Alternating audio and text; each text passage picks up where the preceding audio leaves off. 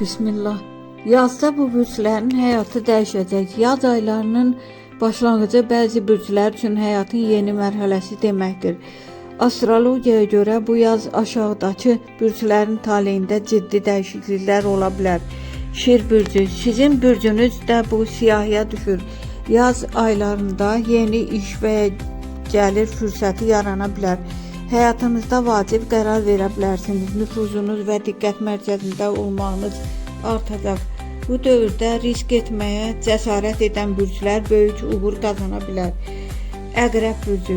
Əqrəblər üçün yaz köklü dəyişikliklər dövrü olacaq. Köhnə problemlər bitə bilər.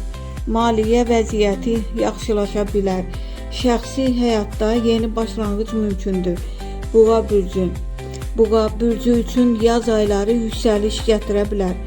Yeni planlar gerçəkləşə bilər. Gözlənilməz pul və ya qazanc ehtimalı var. Həyatınızda sabitlik artacaq. Dolça bürcü.